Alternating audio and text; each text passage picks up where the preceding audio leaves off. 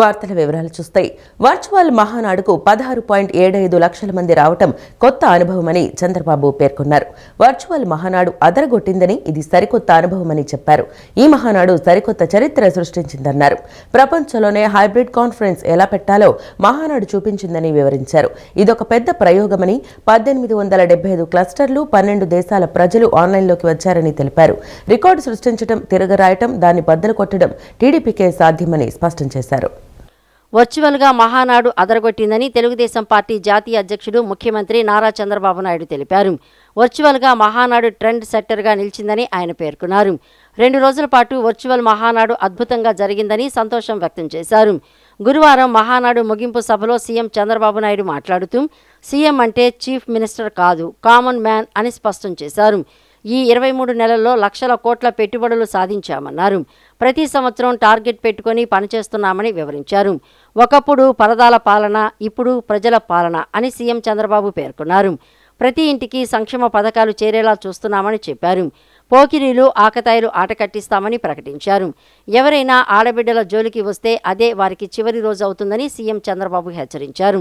TDP కార్యకర్తల party అని ఆంధ్రప్రదేశ్ ముఖ్యమంత్రి నారా చంద్రబాబు నాయుడు అభివర్ణించారు. నాయకులు వస్తారు, కొందరు కుప్పిగింతలు వేస్తారు, పార్టీని మోసేది మాత్రం కార్యకర్తలే అని ఆయన స్పష్టం చేశారు. వర్చువల్ మహానాడు అదరగొట్టింది. Wonderful experience. నా జీవితంలో చాలా మహానాడు చూశాను, కానీ ఈ మహానాడు మాత్రం ఒక చరిత్ర సృష్టించింది.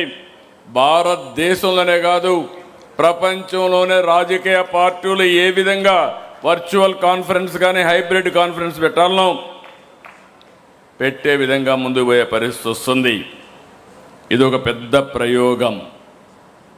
1 కాదు, 2 కాదు, 1875 క్లస్టర్లు. టెక్నాలజీ ఉంది, కానీ ప్రయోగం ఇంతవరకు జరగలేదు. దగ్గర 18 విదేశాల నుంచి 12 కంట్రీస్ అంతా కూడా ఈరోజు ఆన్లైన్లోకి వచ్చారంటే ఇది ఒక రికార్డ్ అని చెప్పి కూడా నేను మీకు తెలియజేస్తున్నా. రికార్డు సృష్టించడం, రికార్డు తిరిగి రాయడం, రికార్డు బద్దలు కొట్టడం ఒక్క తెలుగుదేశం పార్టీకే సాధ్యం. నేను ఎన్నోసార్లు చెప్పాను, నాయకులు వస్తారు, నాయకులు ఉంటారు, 1-2 నాయకులు కుప్పిగంతులు కూడా వేస్తారు, కానీ శాశ్వతంగా పార్టీని మోస్తున్నది, మోయబోయేది తెలుగుదేశం పార్టీ కార్యకర్తలే. దాంట్లో అనుమానమే లేదు. నాయకులు వెనకాన తిరుగుతారు కార్యకర్తలు. ఎప్పుడైనా కానీ చోక జాడిస్తే మాత్రం అదే చివరి రోజు అక్కడి నుంచి పార్టీతోనే ఉంటారు. అది తెలుగుదేశం పార్టీ కార్యకర్తల యొక్క కమిట్మెంట్. దానికి మనస్ఫూర్తిగా ఆ కార్యకర్తలకి పాదాభివందనం చేస్తున్నారని మరొక్కసారి మీకు తెలియజేస్తున్నా. నిన్న ఈరోజైతే ఒక్క మాట చెప్పాం. మీరందరూ కూడా ఎండలు, మనమైనా ఇక్కడ చల్లగా కూర్చున్నారు, మీరు ఇక్కడ కూర్చున్న వాళ్ళు, మంచి ఎండలు, 46, 47, 48 డిగ్రీల టెంపరేచర్. అలాంటిది 1875 ప్లేసుల్లో ఒక్కరు కూడా కదలకుండా అచంచలమైన విశ్వాసంతో కూర్చున్నారంటే ఈరోజు రాష్ట్రమంతా కూడా మహానాడు ఒక పండుగగా చేశారు, పసుపు మయం చేశారు. వాళ్ళందరినీ మనం గుర్తుపెట్టుకోవాల్సిన అవసరం ఉంది. అందుకే తెలుగుదేశం పార్టీ కార్యకర్తల కోసం అనేక కార్యక్రమాలు తీసుకున్నాం. 150 కోట్ల రూపాయలు ఇటీవల కాలంలో ఇన్సూరెన్స్ ఇవన్నీ మనం ఖర్చు పెట్టే పరిస్థితికి వచ్చాం. ఈరోజు నేను ఒకటే ఆలోచిస్తున్నాను, కాస్త కోస్తో నా కుటుంబం పైన మీకు అందరికీ అవగాహన ఉంది. నా కుటుంబానికి నేను చేయాల్సిన అవసరం ఏమీ లేదు. నేను 30 ఏళ్లకు మునుపు, 35 ఏళ్లకు మునుపు మా ఫ్యామిలీకి ఫ్యామిలీ బిజినెస్ ఒకటి పెట్టించాను. నేను వాళ్ళకు 1 గంట టైం ఇస్తే అదే చాలు, కానీ నా దగ్గర నుంచి ఏమీ ఆశించడం లేదని మరొక్కసారి మీ అందరికీ తెలియజేస్తున్నా. నా బాధ్యత ప్రజలు. సుదీర్ఘ రాజకీయ జీవితం, ఒక నమ్మకాన్ని పెట్టుకున్నారు. ఆ నమ్మకాన్ని శాశ్వతంగా నిలబెట్టుకోవడమే కాకుండా నాకు ఎంత శక్తి ఉంటే అంత శక్తి ప్రజల కోసం వెచ్చిస్తా. సోషల్ మీడియాలో వ్యాప్తి చెందే తప్పుడు సమాచారం పట్ల యువత అప్రమత్తంగా ఉండాలని లోకేష్ హెచ్చరించారు. డిఎస్సీ విషయంలో ప్రతిపక్ష నేత నిరాధార ఆరోపణలు చేసి లక్షలాది మంది యువతను ఆందోళనకు గురిచేశారని విమర్శించారు. యువత రాజకీయాల్లోకి రావాలని తెలుగుదేశం పార్టీ వారికి సముచిత అవకాశాలు కల్పిస్తుందని భరోసా ఇచ్చారు. యువత అంకిత భావం, సమిష్టి కృషి, త్యాగనిరతి వంటి గుణాలను అలవర్చుకొని భవిష్యత్తుకు బాటలు వేసుకోవాలని రాష్ట్ర ఐటీ విద్యాశాఖ మంత్రి నారా లోకేష్ పిలుపునిచ్చారు. రాష్ట్రానికి పెద్ద ఎత్తున పెట్టుబడులు వస్తున్నాయని వాటిని అందిపుచ్చుకునేందుకు యువతను నైపుణ్యం కలిగిన మానవ వనరులుగా తీర్చిదిద్దడమే తమ ప్రభుత్వ లక్ష్యమని ఆయన స్పష్టం చేశారు. మహానాడు సందర్భంగా మంగళగిరిలోని టీడీపీ కేంద్ర కార్యాలయంలో జన్ జీ యువతతో ఆయన ప్రత్యేకంగా ఆత్మీయ సమావేశం నిర్వహించారు. ఈ సందర్భంగా యువత అడిగిన పలు ప్రశ్నలకు సమాధానమిస్తూ రాష్ట్ర అభివృద్ధిపై ప్రభుత్వ దార్శనికతను వివరించారు. రాష్ట్ర పారిశ్రామిక అభివృద్ధిని వేగవంతం చేసేందుకు ప్రజాప్రభుత్వం క్లస్టర్ ఆధారిత విధానంతో ముందుకు సాగుతోందని లోకేష్ తెలిపారు. ఇప్పటికే రాష్ట్ర వ్యాప్తంగా 22 పారిశ్రామిక క్లస్టర్లను గుర్తించామని, డేటా, ఐటీ, క్వాంటం టెక్నాలజీ, రాయలసీమలో ఆటోమోటివ్, కర్నూలులో పునరుత్పాదక ఇంధన వనరుల వంటి రంగాల్లో ప్రత్యేక క్లస్టర్లు ఏర్పాటు చేస్తున్నట్లు వివరించారు. దీనివల్ల ఒకే చోట ప్రధాన పరిశ్రమలతో పాటు వాటికి అవసరమైన అనుబంధ పరిశ్రమలు, విడిభాగాల తయారీ యూనిట్లు ఏర్పాటవుతాయని, తద్వారా పారిశ్రామిక పర్యావరణ వ్యవస్థ నిర్మితమవుతుందని పేర్కొన్నారు. ఇప్పుడు ఏఐ కానివ్వండి, క్వాంటమ్ కావాల్సిన కరికులం మొత్తం మనం రీవ్యాంప్ చేయాలి. అందుకే అది మాకు ఇప్పుడు హైయర్ ఎడ్యుకేషన్లో పెద్ద ఎత్తు రిఫార్మ్స్ తీసుకొస్తున్నాం. ఫస్ట్ ఏంటంటే role of commissioner higher education ఏంటి, APSCHE which is the body that sets the curriculum and all వాళ్ళదేంటి, we sort of redefine their entire scope చేసి ఇప్పుడు I'm saying that the APSCHE professors as advisors, they should create world class content that is meaningful, content that can create engagement, content that is able to see what is the changes that is going to come about 10 years from now. So ఇప్పుడు AI వచ్చింది, దాని తర్వాత quantum, right, then entire electronics manufacturing, the various sectors that we are focusing, దానికి కావాల్సిన curriculum మనం చేయాల్సిన అవసరం. ఇప్పుడు మన భారతదేశంలో మనం కొన్ని విషయాలు ఎక్కడ పొరపాట్లు చేస్తున్నాం అంటే క్లస్టర్ బేస్డ్ అప్రోచ్ అట్లా మీరు అందరూ చూసారంటే ఆల్ కంప్రెస్డ్ బయోగ్యాస్ అంతా ఒక క్లస్టర్ తీసుకొస్తున్నాం. ఎలక్ట్రానిక్స్ మ్యానుఫ్యాక్చరింగ్ ఒక క్లస్టర్, డిఫెన్స్ ఒక క్లస్టర్, రెన్యూబుల్ ఎనర్జీ ఒక క్లస్టర్, సిమెంట్ ఒక క్లస్టర్, డేటా ఐటీ ఒక క్లస్టర్, క్వాంటమ్ ఒక క్లస్టర్. ఇది ఎందుకు చేస్తున్నానంటే క్లస్టర్ క్రియేట్ చేయాలంటే you need a vertical horizontal integration. Vertical is what does it take to build a cluster. Let's take AC as a great example, right? You need housing, you need copper piping, you need gas, the refrigerant gas, then you need packaging, you need manuals. That is what I call the verticals, right? All the companies that make an air conditioner, from raw material to delivering AC మన ఇంటికి delivery చేసే సమయానికి మొత్తం verticals ఏంటి, అది ఒకటి. Horizontal ఎక్కడ ఉంది, హారిజాంటల్ ఏంటంటే నా శాఖ విద్యాశాఖలో కరికులం ఏంటి, ట్రైనింగ్ ఏంటి, సర్టిఫికేషన్ ఏంటి, దాని తర్వాత ఐటీఐస్ ఇంటిగ్రేషన్. ఎందుకంటే ఇప్పుడు ఏసీలు బిగిచ్చి వెళ్ళిపోతాం కదా, దాని తర్వాత మెయింటెనెన్స్ ఉంటుంది ఏసీకి. సో మెయింటెనెన్స్ ఎవరు చేస్తారు, లిఫ్ట్ మెయింటెనెన్స్ ఎవరు చేస్తారు. సో ఎంటైర్ ఎకో సిస్టమ్ మొత్తం బిల్డప్ చేయాలి. సో కంపెనీస్తో టైట్గా ఎంగేజ్ ఎకో సిస్టమ్ క్రియేట్ చేసి మీరన్న సమస్యలు ఉండవు రాబోయే రోజు. రోజువారీ లెక్కన పెట్రోల్, డీజిల్ ధరలు పెంచుతూ కేంద్రం ప్రజలపై పెద్ద ఎత్తున భారాలు మోపుతుందని, దీనికి వ్యతిరేకంగా జూన్ 9న రాష్ట్ర వ్యాప్తంగా రాస్తారోకో నిర్వహించనున్నట్లు సిపిఎం రాష్ట్ర కార్యదర్శి వి శ్రీనివాసరావు ప్రకటించారు. అలాగే ప్రతిపక్ష నాయకులపై కేంద్ర విచారణ సంస్థలను ప్రయోగించి అప్రజాస్వామిక విధానాలను అనుసరిస్తోందని విమర్శించారు. ప్రజలకు పొదుపు చేయాలని చెప్పి ప్రధాని మోడీ విదేశీ పర్యటనలు చేస్తున్నారని సిపిఎం రాష్ట్ర కార్యదర్శి శ్రీనివాసరావు ఎద్దేవా చేశారు. గురువారం సిపిఎం రాష్ట్ర కార్యాలయంలో వామపక్ష పార్టీల సమావేశం జరిగింది.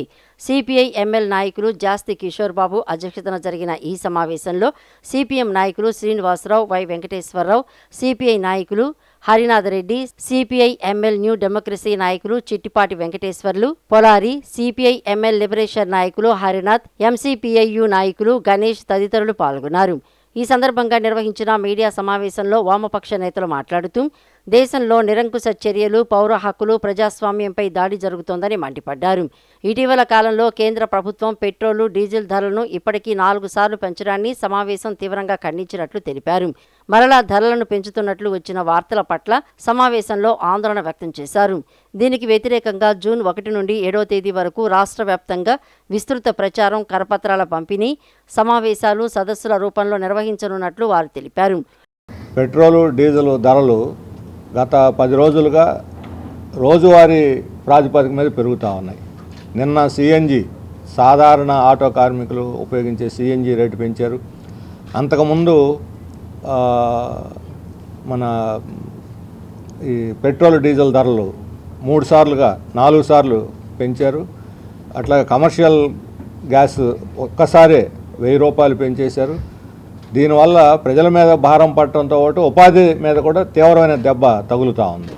ఎవరు పాటిస్తున్నారు పొదుపు చర్యలు? మీ ముఖ్యమంత్రి, ప్రధానమంత్రులు, మీ ఎమ్మెల్యేలు, మంత్రులు. మన రాష్ట్రంలో ఒక మంత్రి పాపం ఆమె ఇక్కడ ఆఫీస్ నుంచి ఇంటి దాకా కాస్తేవరం ఒక 1/2 కిలోమీటర్ సైకిల్ తొక్కేసి నేను పొదుపు చేస్తున్నానని చెప్పారు. ఎవరో ఒక్కరు రామానాయుడు గారు లాంటి వాళ్ళు ఒకరిగా సిన్సియర్గా అక్కడ ఏదో ప్రయత్నం చేస్తున్నారు పొదుపు చర్యలు. మాకెవరు మంత్రులు ఎవరు కనపట్టాల. అందరూ వాళ్ళ యథావిధిగా వాళ్ళ కాన్వాయిలు నడుస్తున్నాయి, వాళ్ళ విజిట్లు నడుస్తున్నాయి. పొదుపు అనేది ప్రజలకు ఉపదేశం చేయడానికి మాత్రమే, డైవర్ట్ చేయడానికి అసలు సమస్య నుంచి చేస్తున్నారు.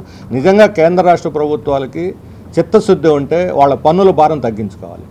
ఎన్నికలకు ముందు చంద్రబాబు నాయుడు గారు, లోకేష్ ఉపన్యాసాలు చెప్పారు, వాళ్ళ అధికారంలోకి వస్తే పెట్రోల్ డీజిల్ తగ్గిస్తాం. ఆ రోజు జగన్ ప్రభుత్వం వాళ్ళు ప్రత్యేకంగా డిమాండ్ చేశారు నీ పన్ను తగ్గించుకోమని. ఈరోజు ఈ ప్రభుత్వం వచ్చినా వీళ్ళు పన్నులు తగ్గించుకోవట్లా. ధరలు పెరిగినాయి, అందరికీ తెలుస్తూ ఉంది. ₹1 ₹2 పెంచితే దాంట్లో ప్రయాణం చేసేటువంటి వాడు సామాన్య ప్రజానీకం ఘర్షణ పడుతున్నారు. ఇంతెందుకు, నిన్నంత అయింది కదా, ఈరోజు ఎందుకు తీసుకుంటామని. పాపం రూపాయి మిగిలిపెట్టుకోవాలనేది సామాన్యుడు ఆశ. ఎందుకంటే రోజువారీ కూలి చేసుకుంటే కానీ గడవనటువంటి వాడు అది రవాణా సాధనం. అది వీడికి ఏదో పెరిగినాయి కాబట్టి ₹1 దానికి అనుగుణంగా తీసుకుందామని వీడు అనుకుంటాడు. అదేవిధంగా స్టాళ్ళ దగ్గర కూడా వీధి విక్రయదారులు ఎవరైతే ఉండి టిఫిన్ సెంటర్లు చిన్నవి కొట్టుకుంటున్నారో అక్కడ కూడా ఇక ఘర్షణ వాతావరణం. రాష్ట్రం శరవేగంగా అభివృద్ధి చెందాలంటే కేంద్ర సహకారం తప్పనిసరి అని నమ్మిన నాయకుడు చంద్రబాబుని, ఆయన నాయకత్వంలో ఆంధ్రప్రదేశ్కు కేంద్రం పూర్తి అండగా నిలుస్తుందని కేంద్ర సహాయ మంత్రి పెమ్మసాని చంద్రశేఖర్ అన్నారు. మంగళగిరిలోని ఎన్టీఆర్ భవన్లో జరుగుతున్న మహానాడు 2026 రెండవ రోజున రాష్ట్రానికి కేంద్ర సహాయం అనే తీర్మానంపై ఆయన ప్రసంగించారు. రాష్ట్ర ప్రజల కలల రాజధాని అమరావతి కోసం కేంద్ర బడ్జెట్లో 15,000 కోట్ల రూపాయలు కేటాయించినట్లు ఈ సందర్భంగా ఆయన వెల్లడించారు. ప్రతి కేంద్ర రూపాయిని కూడా రాష్ట్ర అభివృద్ధిగా మార్చటం, యువత మళ్ళీ తమ కలలను ఆంధ్ర నేలపై నిర్మించుకునే విధంగా చేయటం మన ప్రభుత్వ లక్ష్యాలు. మన హక్కులను మనం సగర్వంగా సాధించుకుంటూ కేంద్రం నుంచి మునుపెన్నడూ లేని విధంగా నిధుల ప్రవాహాన్ని తెచ్చుకుంటూ ఒక సరికొత్త విజయ ప్రస్థానాన్ని మనం మొదలుపెట్టాం. ఈ మహాసంకల్ప యాత్రలో మొదటి అడుగు 5 అక్షరాల్లో నిండిపోయిన 5 కోట్ల ఆంధ్రుల కళ అమరావతి. అమరావతి గవర్నమెంట్ మనం వచ్చిన వెంటనే 15,000 కోట్ల రూపాయలు కేంద్ర బడ్జెట్లో పెట్టారు. అందులో 13,500 కోట్లు బ్యాంకుల ద్వారా గ్రాంట్, 1,500 కోట్ల రూపాయలు కేంద్ర ప్రభుత్వ నిధి నుంచి మనకి ప్రామిస్ చేస్తే ఇప్పటికే 7,100 కోట్ల రూపాయలు రిలీజ్ అయినాయి. రేపటి తరం గర్వపడే విధంగా ఒక అద్భుత ప్రపంచ స్థాయి నగరంగా ఈ అమరావతి రూపాంతరం చెందబోతా ఉంది. మళ్ళీ చరిత్రలో ఎవరు కదిలించలేని విధంగా, పెట్టుబడిదారుల విశ్వాసాన్ని దెబ్బతీయకుండా, రైతుల త్యాగాలకు శాశ్వత భరోసాగా నిలిచే విధంగా దేశంలో దాదాపు అన్ని రాజకీయ పార్టీలను ఒకే ఒక్క పార్టీ తప్పించి వాటన్నిటి మద్దతుతో సాధించుకున్న అమూల్యమైన చట్టమే అమరావతికి చట్టబద్ధత. పోలవరం ప్రాజెక్టు పూర్తయితే 7 లక్షల ఎకరాలకు ఇప్పటి వరకు సాగులోకి రాకుండా ఉన్నటువంటివి, అదేవిధంగా ఇప్పుడు సాగు చేస్తూ రెండో పంటకి ఉపయోగం లేనటువంటి 23 లక్షల ఎకరాలు, అంటే మొత్తం 30 లక్షల ఎకరాలు సస్యశ్యామలం అయ్యి నీటి స్థిరీకరణ జరిగి రైతులకు ఆదాయం పెరిగేటువంటి అవకాశం. 12% మనం పనిచేసి దాదాపుగా 2027లో పూర్తిగా కంప్లీట్ చేసి తెలుగు జాతికి అంకితం చేయాలనేటువంటి పట్టుదలతో ఈరోజు గౌరవ ముఖ్యమంత్రి గారు కానీ, అదేవిధంగా నీటిపారుదల శాఖ మంత్రి నిమ్మల రామానాయుడు గారు కానీ ఉన్నారు. ఇటువంటి ఆంధ్రుల జీవనాడి అయిన పోలవరాన్ని 5 సంవత్సరాలు సాగదీసిన జగన్మోహన్ గారు ఎక్కడ, 5 నెలల్లో అడ్డంకులన్నీ తొలగించి పరుగులు పెట్టించిన మేమెక్కడా అని మీ అందరూ తెలుసుకోవాలనుకుంటా ఉన్నాను. ఏపీని ఐటీ హబ్ గా మార్చిన నాయకులు చంద్రబాబుని హోంమంత్రి వంగలపూడి అనిత పేర్కొన్నారు. జగన్ మాదిరిగా గొడ్డళ్లు కత్తులు చేతపట్టి పాలన సాగించలేదని అనిత తెలిపారు. దళితుడిని చంపి డోర్ డెలివరీ చేసిన నాయకుడిని రక్షించే యత్నం చేశారని ఆరోపించారు. ఏపీని ఐటీ హబ్గా మార్చిన నాయకుడు చంద్రబాబు అని హోంమంత్రి వంగల్పూడి అనిత పేర్కొన్నారు. 16,000 కోట్ల లో బడ్జెట్తో ఏపీ నిర్మాణం ప్రారంభమైందన్నారు. దార్శనికత గల నాయకత్వంలో ఆ రోజే అమరావతిని తెచ్చిపెట్టిందని తెలిపారు. 2014 నుంచి ఎన్నో సంస్కరణలు తీసుకువచ్చారని వివరించారు. 2019 నుంచి 2024 వరకు విధ్వంస పాలన కొనసాగిందని ఆరోపించారు. ప్రజావేదికను కూల్చి పరిపాలన ప్రారంభించారని విమర్శించారు. యువత గలం వినిపించేందుకు లోకేష్ యువగలం చేపట్టినట్లు చెప్పారు. జగన్ మాదిరిగా గొడ్డళ్లు, కత్తులు చేతబట్టి పాలన సాగించలేదని అనిత తెలిపారు. దళితుడిని చంపి డోర్ డెలివరీ చేసిన నాయకుడిని రక్షించే యత్నం చేశారని ఆరోపించారు. అధికారంలో ఉన్నా లేకపోయినా పేదలకు సేవ చేశారని అన్నారు.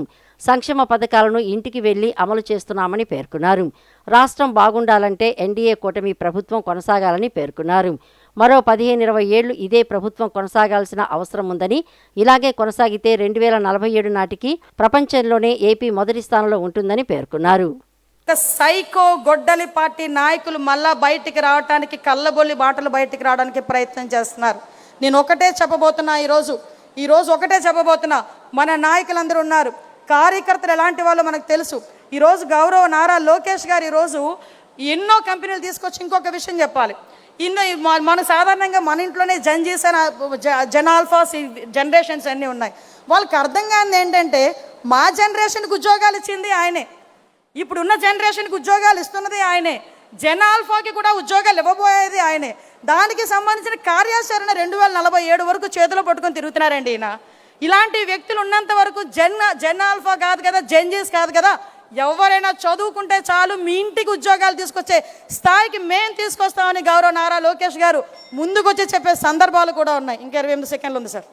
ఇంకొక విషయం కూడా చెప్తున్నాను సార్. నారా లోకేష్ గారు తీసుకొస్తున్న ఐటీ కంపెనీలకి ఇంతకుముందు మేము చదువుకునేటప్పుడు ఉద్యోగాల గురించి మేము వెయిట్ చేసేవాళ్ళవి. కానీ ఇప్పుడున్న జనరేషన్ ఏం అదృష్టవంతులయా, ఉద్యోగాలు మీ గురించి వెయిట్ చేస్తున్నాయి. That is Gen Zs.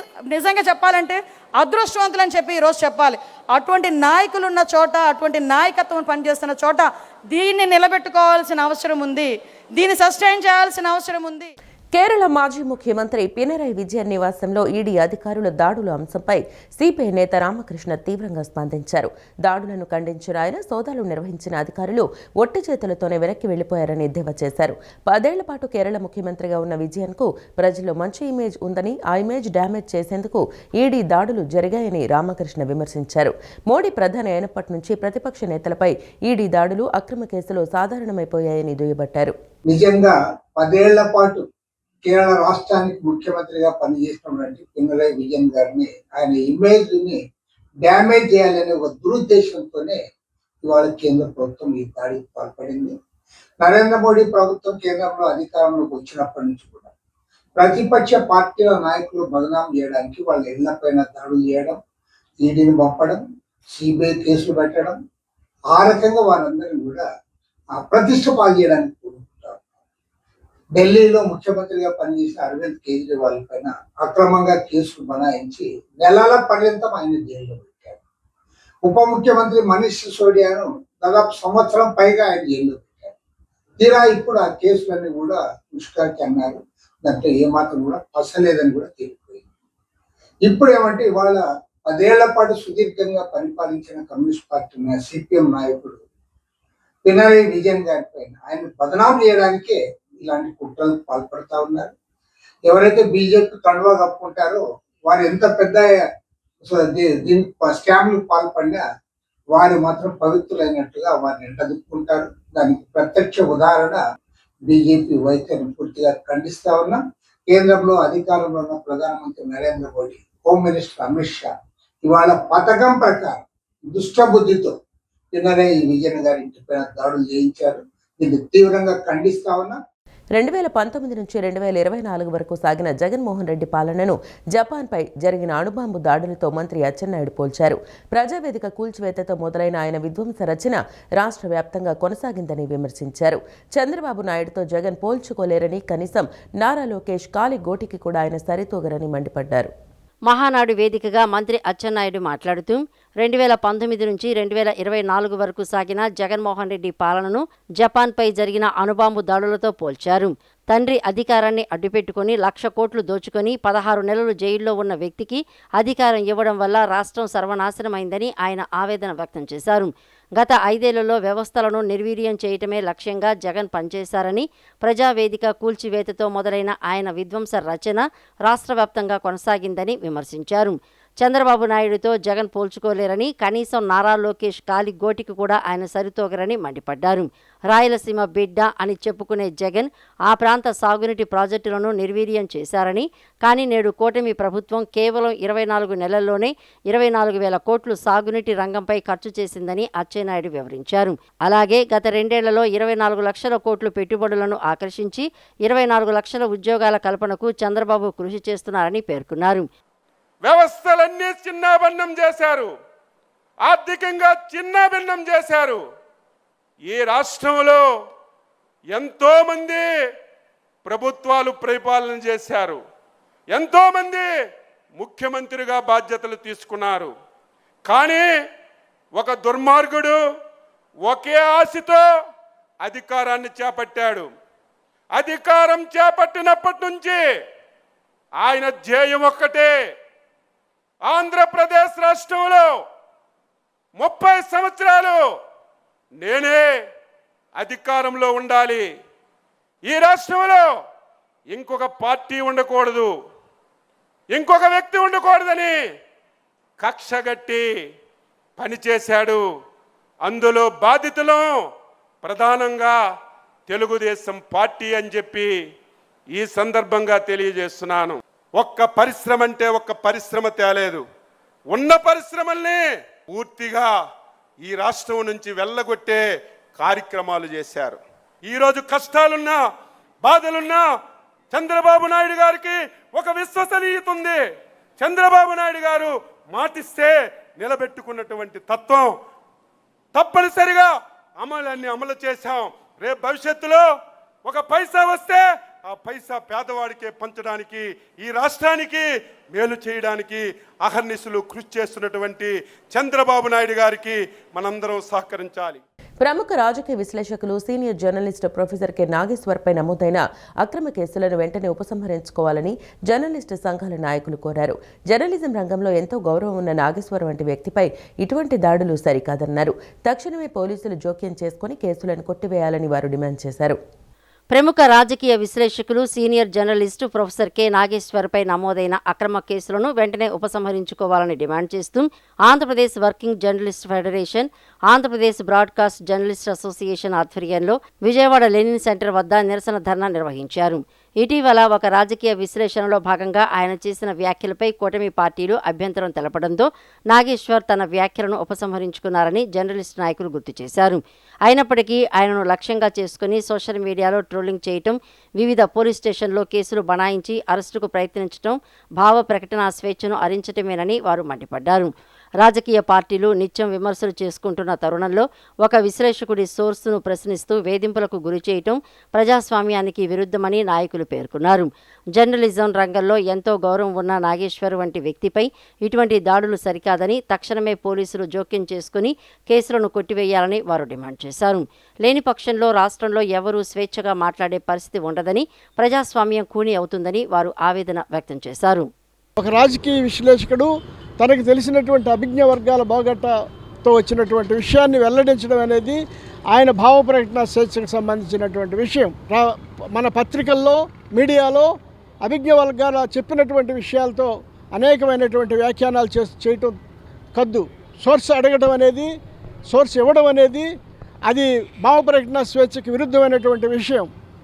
కానీ ఈ రోజున ఆయన చెప్పినటువంటి విషయాల్ని ఉపసంహరించుకున్నప్పటికీ ఆయన మీద దుష్ప్రచారం చేయటం, విద్వేషాన్ని ప్రచారం చేయటం, అలాగే వేధింపులకు దిగటం, అక్రమ కేసులు బనాయించటం, ట్రోల్ చేయటం, ట్రోల్లో కూడా ఇష్టం వచ్చినట్టు ఆయన మీద బెదిరింపులు పాల్పడటం, ఇవన్నీ కూడా మన రాష్ట్రంలో భావ ప్రకటన స్వేచ్ఛ ఎంత అధ్వాన్నంగా ఉందో తెలియజేస్తూ ఉంది. దేశానికి స్వాతంత్ర్యం తెచ్చిన ఇందిరాగాంధీ వంటి ప్రధానులను, ప్రతిభా పాటిల్ వంటి రాష్ట్రపతిని అందించిన కాంగ్రెస్ పార్టీ నేడు మహిళా రిజర్వేషన్ బిల్లును, డీలిమిటేషన్ బిల్లును వ్యతిరేకించడం బాధాకరమని ఎమ్మెల్యే యార్లగడ్డ వెంకట్రావు అన్నారు. నేడు కాంగ్రెస్ తన పూర్వ నాయకుల ఆశయాలకు తిరోధకాలు ఇచ్చిందని విమర్శించారు. టీఎంసీ, డీఎంకే వంటి పార్టీలు కూడా గత ప్రభుత్వాల పథకాలను అడ్డుకోకపోయినా మహిళా బిల్లును అడ్డుకోవడంతో ప్రజలు వారిని తిరస్కరించారని వ్యాఖ్యానించారు. గన్నవరం నియోజకవర్గం ప్రసాదంపాడు క్లస్టర్ 2, అంబాపురం క్లస్టర్ 1 పరిధిలో తెలుగుదేశం పార్టీ ప్రతిష్టాత్మకంగా చేపట్టిన డిజిటల్ మహానాడు 2026 కార్యక్రమాల్లో ఏపీ ప్రభుత్వ విప్, గన్నవరం ఎమ్మెల్యే యార్లగడ్డ వెంకట్రావు, మహానాడు గన్నవరం నియోజకవర్గ పరిశీలకులు మన్నవ మోహనకృష్ణ ముఖ్య అతిథులుగా పాల్గొన్నారు. ఈ సందర్భంగా సభా ప్రాంగణం వద్ద ఏర్పాటు చేసిన ఎన్టీఆర్ చిత్రపటానికి పూలమాలలు వేసి నివాళులు అర్పించారు. అనంతరం ఎన్టీఆర్ జయంతిని పురస్కరించుకుని కేక్ కట్ చేసి శుభాకాంక్షలు తెలిపారు. అనంతరం ఆయన మాట్లాడుతూ దేశానికి స్వాతంత్ర్యం తెచ్చి ఇందిరాగాంధీ వంటి ప్రధానులను, ప్రతిభా పాటిల్ వంటి రాష్ట్రపతిని అందించిన కాంగ్రెస్ పార్టీ నేడు మహిళా రిజర్వేషన్ బిల్లును, డీలిమిటేషన్ బిల్లును వ్యతిరేకించడం బాధాకరమన్నారు. గతంలో రాజీవ్ గాంధీ ప్రధానమంత్రిగా ఉన్నప్పుడు డీలిమిటేషన్ రొటేషన్ ప్రతిపాదించగా నంది ఎల్లయ్య వంటి ఏపీ ఎంపీల విన్నపం మేరకు మార్పులు చేశారని గుర్తు చేశారు. నేడు కాంగ్రెస్ తన పూర్వ నాయకుల ఆశయాలకు తిలోదకాలు ఇచ్చిందని విమర్శించారు. టీఎంసీ, డీఎంకే వంటి పార్టీలు కూడా గత ప్రభుత్వాల పథకాలను అడ్డుకోకపోయినా మహిళా బిల్లును అడ్డుకోవడంతో ప్రజలు వారిని తిరస్కరించారని పేర్కొన్నారు. 1984లో ఇందిరాగాంధీ మరణం తర్వాత దేశవ్యాప్తంగా కాంగ్రెస్ గాలి వీచినా ఆంధ్రప్రదేశ్లో మాత్రం 42 స్థానాలకు గాను 36 ఎంపీ స్థానాలు గెలుచుకుని తెలుగుదేశం పార్టీ దేశంలోనే ప్రధాన ప్రతిపక్షంగా అవతరించి చరిత్ర సృష్టించిందని గుర్తు చేశారు. బడుగు బలహీన వర్గాలకు రాజ్యాధికారం కల్పించిన ఎన్టీఆర్ చిరస్మరణీయుడని కొనియాడారు. ఎన్టీఆర్ తెలుగుదేశం పార్టీ స్థాపించడం వల్లే బడుగులకు రాజ్యాధికారం దక్కిందని అన్నారు. 2019లో తాను కేవలం 270 అతి తక్కువ ఓట్ల తేడాతో ఓడిపోయానని, మళ్లీ తనను ఆదరించి రామవరపాడులో 6,000కు పైగా, ప్రసాదంపాడులో 5,500కు పైగా భారీ మెజారిటీ ఇచ్చిన ప్రజలకు కృతజ్ఞతలు తెలిపారు. ఒక ప్రాంతీయ పార్టీ ఈ దేశంలో ప్రధాన ప్రతిపక్ష పార్టీగా అవతరించింది నవ్వుతున్న భవిష్యత్తు ఆ రోజు జరిగింది తప్ప మళ్ళీ ఫ్యూచర్లో కూడా జరిగే పరిస్థితి లేదు. అలాంటి కారణ జన్ముడు ఎన్టీఆర్. అలాగే ఎన్టీ రామారావు ప్రవేశపెట్టిన పథకాలు కానీ, మండల వ్యవస్థ కానీ ఇవన్నీ అందరికీ తెలిసినట్టు చెప్పడం వల్ల మళ్ళీ మాట్లాడే ఉపయోగం లేదు. కానీ ఎన్టీఆర్ చిరస్మరణీయుడిగా ప్రజల హృదయాల్లో ఉండాలంటే కారణం దేశ విదేశాల్లో ఆయన జన్మదినాన్ని, ఆయన వర్ధంతిని జరపడం, అలాగే తెలుగుదేశం పార్టీ పెట్టడం వల్లే, బడుగులకు రాజ్యాధికారం కల్పించడం వల్లే ఎన్టీ రామారావు ఆ రోజున రాజకీయాల్లో రాకముందు ఖమ్మం లాంటి ప్రదేశాల్లో అన్ని జిల్లాల్లో ఆయన ఫోటోలు, రాముడు కృష్ణుడు ఫోటోలను ఎన్టీఆర్, తర్వాత పురాణ పాత్రలకే పరిమితమైన ఎన్టీ రామారావు గారిని రాజకీయాల్లోకి వచ్చిన తర్వాత ఆచంద్ర తారకం ఎన్టీఆర్ పేరు ఈ రాష్ట్రంలో ఉంటుందని తెలియజేస్తూ, అలాగే దావోజీగూడ రోడ్డు కానీ, గన్నవరం సెంటర్లో రోడ్డు కానీ అసలు ఏ రకమైన అభివృద్ధి చేయకపోగా అరాచకాలతో ఈ నియోజకవర్గాన్ని భయభ్రాంతులు చేసిన విషయం వాస్తవం కాదు. జగన్మోహన్ రెడ్డిని కూడా సూటిగా ప్రశ్నిస్తున్నా, నువ్వు ఆ రోజున చంద్రబాబు నాయుడు ప్రతిపక్ష హోదా తీయడానికే ఆ రోజు శాసనసభ్యుడు చేర్చుకున్నాను నువ్వు నాకు చెప్పి, కనీసం ఈ నియోజకవర్గంలో వచ్చి ఓటాడకుండా వెళ్ళి, కనీసం ఇప్పుడు ప్రతిపక్ష హోదా లేని నీకు ప్రతిపక్ష హోదా కావాలని ఎలా అడుగుతున్నావు జగన్మోహన్ రెడ్డి గారిని అడుగుతున్నావు. స్వర్గీయ నందమూరి తారక రామారావు పెట్టిన భిక్ష వల్లే సామాన్య కార్యకర్తలు కూడా తెలుగుదేశం పార్టీలో ఉన్నత పదవులు అనుభవిస్తున్నారని రామినేని కుటుంబయ్య కొనియాడారు. రాబోయే స్థానిక సంస్థల ఎన్నికల్లో పార్టీ గెలుపు కోసం అందరం కలిసికట్టుగా ఒక కుటుంబంలా పనిచేయాలని పిలుపునిచ్చారు. కృష్ణా జిల్లా ఉయ్యూరు మండలం కాటూరులో మహానాడు 2వ రోజు వేడుకలు ఘనంగా జరిగాయి. స్థానిక కళ్యాణ మండపంలో జరిగిన ఈ కార్యక్రమానికి రామినేని కుటుంబయ్య ముఖ్య అతిథిగా హాజరయ్యారు. ఈ సందర్భంగా ఆయన పార్టీ శ్రేణులతో కలిసి పలు సేవా కార్యక్రమాల్లో పాల్గొన్నారు. మండలంలోని వివిధ గ్రామాల్లో మరణించిన వారి కుటుంబాలకు ఆయన ఆర్థిక సాయం అందించారు. అలాగే కాటూరుకు చెందిన యువకులకు క్రికెట్ కిట్లను పంపిణీ చేశారు. ఈ సందర్భంగా రామినేని కుటుంబయ్య మాట్లాడుతూ, స్వర్గీయ నందమూరి తారక రామారావు పెట్టిన భిక్ష వల్లే సామాన్య కార్యకర్తలు కూడా తెలుగుదేశం పార్టీలో ఉన్నత పదవులు అనుభవిస్తున్నారని కొనియాడారు. దండమూడి చౌదరి మాట్లాడుతూ, రాబోయే స్థానిక సంస్థల ఎన్నికల్లో పార్టీ గెలుపు కోసం అందరం కలిసికట్టుగా ఒక కుటుంబంలా పనిచేస్తామని స్పష్టం చేశారు.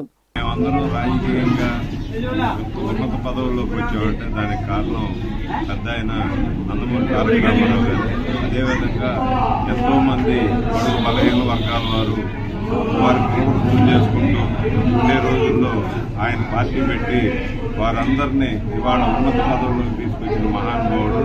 అటువంటి మహానుభావుడికి హృదయపూర్వకంగా మేమందరం ధన్యవాదాలు తెలియజేసుకుంటూ అటువంటి నాయకుడు మళ్ళీ పుట్టాలని కోరుకుంటున్నాం.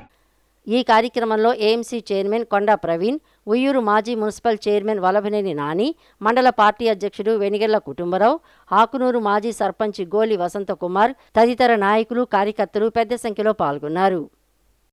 రాష్ట్రంలో ఎండల తీవ్రత పెరిగినందున ఉదయం 11 గంటల నుంచి సాయంత్రం 4 గంటల వరకు ప్రయాణాలను వాయిదా వేసుకోవాలని 79 మండలాల్లో తీవ్ర వడగాల్పులు వీచే అవకాశం ఉందని విపత్తుల నిర్వహణ సంస్థ హెచ్చరించింది. పిడుగులతో కూడిన వర్షాల సూచన ఉన్నందున చెట్లు, విద్యుత్ స్తంభాల కింద నిలబడవద్దని ప్రజలు అప్రమత్తంగా ఉంటూ తగిన జాగ్రత్తలు తీసుకోవాలని సూచించారు. వడగాల్పులు మరియు ఉష్ణోగ్రతల వివరాలను అధికారిక వెబ్సైట్ ద్వారా తెలుసుకోవాలని పేర్కొన్నారు. ఆంధ్రప్రదేశ్ రాష్ట్ర విపత్తుల నిర్వహణ సంస్థ మేనేజింగ్ డైరెక్టర్ ప్రఖర్ జైన్ తాజా ప్రెస్ నోట్ ద్వారా రాష్ట్రంలో నెలకొన్న విభిన్న వాతావరణ పరిస్థితులపై హెచ్చరికలు జారీ చేశారు. రాష్ట్ర వ్యాప్తంగా ఎండల తీవ్రత కొనసాగుతోందని, దీనికి తోడు పలుచోట్ల పిడుగులతో కూడిన వర్షాలు కురిసే అవకాశం ఉందని ఆయన పేర్కొన్నారు. గురువారం నందన మారేలలో 45.2 డిగ్రీలు, ధర్మాజిగూడెంలో 45 డిగ్రీల గరిష్ట ఉష్ణోగ్రతలు నమోదయ్యాయని, 14 జిల్లాల్లోని సుమారు 110 మండలాల్లో ఉష్ణోగ్రతలు 42 డిగ్రీలు దాటాయని ఆయన వివరించారు. ఈ రోజు రాష్ట్రంలోని పలు ప్రాంతాల్లో ఎండలు మరింత తీవ్రంగా ఉండే అవకాశం ఉంది. ముఖ్యంగా విజయనగరం, అల్లూరి, గోదావరి జిల్లాలు, కృష్ణా జిల్లాలో 45 నుంచి 46 డిగ్రీల ఉష్ణోగ్రతలు నమోదయ్యే అవకాశం ఉండగా, మిగిలిన జిల్లాల్లో 40 నుంచి 44 డిగ్రీల మధ్య ఉష్ణోగ్రతలు నమోదవుతాయని అంచనా వేశారు. సుమారు 79 మండలాల్లో తీవ్ర వడగాల్పులు, 152 మండలాల్లో వడగాల్పులు వీచే అవకాశం ఉన్నందున ప్రజలు అప్రమత్తంగా ఉండాలని సూచించారు. వాతావరణంలో మార్పుల దృష్ట్యా మార్కాపురం, ప్రకాశం, రాయలసీమ జిల్లాల్లోని పలు ప్రాంతాల్లో పిడుగులతో కూడిన వర్షాలు కురిసే అవకాశం ఉందని, ఉరుములతో కూడిన వర్షం పడే సమయంలో చెట్లు, విద్యుత్ స్తంభాల కింద నిలబడవద్దని హెచ్చరించారు. ఎండ తీవ్రత దృష్ట్యా ప్రజలు ఉదయం 11 గంటల నుంచి సాయంత్రం 4 గంటల వరకు ప్రయాణాలను వాయిదా వేసుకోవాలని, అత్యవసరంగా బయటకు వెళ్లేవారు తగిన జాగ్రత్తలు తీసుకోవాలని సూచించారు. ముఖ్యంగా వృద్ధులు, గర్భిణీలు, ఆరోగ్య సమస్యలు ఉన్నవారు జాగ్రత్తగా ఉండాలని, నిమ్మరసం, మజ్జిగ, కొబ్బరి నీరు వంటి ద్రవ పదార్థాలను ఎక్కువగా తీసుకోవాలని కోరారు. మరింత సమాచారం కోసం అధికారిక వెబ్సైట్ను సంప్రదించాలని సూచించారు. కృష్ణా జిల్లా బాపులపాడు మండలం రంగన్నగూడెంలో ఎన్టీఆర్ 103వ జయంతి వేడుకలను తెలుగుదేశం పార్టీ శ్రేణులు ఘనంగా నిర్వహించాయి. ఈ సందర్భంగా నాగార్జున సాగర్ ఎడమ కాలువ ప్రాజెక్టు కమిటీ వైస్ చైర్మన్ ఆళ్ల వెంకట గోపాలకృష్ణారావు మాట్లాడుతూ ఉమ్మడి కృష్ణా జిల్లా మెట్ట ప్రాంతాల అభివృద్ధిలో ఎన్టీఆర్ పాత్ర చిరస్మరణీయమని కొనియాడారు. వ్యవసాయ విద్యుత్ ఛార్జీల తగ్గింపు మరియు నాగార్జున సాగర్ ఎడమ కాలువను నూజివీడు వరకు విస్తరించడం ద్వారా లక్షలాది ఎకరాలకు సాగునీరు అందించిన ఘనత ఆయనదేనని పేర్కొన్నారు. ప్రస్తుతం ఎన్డీఏ ప్రభుత్వంలో పోలవరం ప్రాజెక్టు పూర్తి కావడంతో పాటు ఎమ్మెల్యే యార్లగడ్డ వెంకట్రావు చొరవతో గన్నవరం నియోజకవర్గంలోని పలు గ్రామాలకు సాగు, తాగునీరు అందుతోందని వివరించారు. ముఖ్యంగా సంక్షేమ రాజ్యానికి ఆద్యుడు ఎన్టీఆర్. ఆ రోజు 1983లో అధికారంలోకి వచ్చినాక కూడు, గుడ్డు, నేరా అని నీరు అని చెప్పి ఒక కాన్సెప్ట్ తీసుకురావడమే కాకుండా మొట్టమొదటిసారిగా హార్స్ పవర్కి 50 రూపాయలు ప్రవేశపెట్టి మన పాత నూజివేడు కానీ కొత్త గన్నవరం నియోజకవర్గం మెట్ట ప్రాంతంలో ఇవాళ మనం అంతకుముందు వరి, చెరుకు, అట్లాగే ఇప్పుడు పామాయిల్ వేసుకుని ముందుకెళ్తా ఉంటున్నామంటే అది ఎన్టీ రామారావు గారు మనకు పెట్టిన భిక్ష అని చెప్పి మనం చెప్పక తప్పదు. అట్లాగే ఆయన ఆత్మగౌరవాన్ని ఇస్తే ఆయన తర్వాత అధికారంలో వచ్చిన చంద్రబాబు నాయుడు గారు పేదరికం లేని సమాజం చూడాలని అనేక కార్యక్రమాలు ప్రవేశపెట్టడం జరిగింది. 2024లో అధికారంలో వచ్చిన ఎన్డీఏ ప్రభుత్వం సంక్షేమం, అభివృద్ధి రెండు ముందుకు తీసుకెళ్తా ఉంది. ముఖ్యంగా రైతులకు అన్నదాత సుఖీభావ్ కానీ, అట్లాగే మన రైతాంగానికి ఎంతో ఉపయోగమైన మన పోలవరం, ఆంధ్రప్రదేశ్ జీవనాడి పోలవరం ప్రాజెక్టుకి ఇప్పటికే 15,000 కోట్ల నిధులు తీసుకొచ్చి 90% పూర్తి చేయడం జరిగింది. 2027 గోదావరి పుష్కరాలను ముందు తీసుకెళ్ళడానికి తీసుకుంటా ఉన్నాం. ఈ వార్తలు ఇంతటితో సమాప్తం. నమస్కారం.